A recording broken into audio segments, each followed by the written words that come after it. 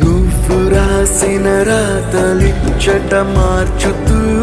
మార్చుతుంటే నేలపైన వింతలన్నీ నింగి కన్నుతో చూడరా ఈశ్వరా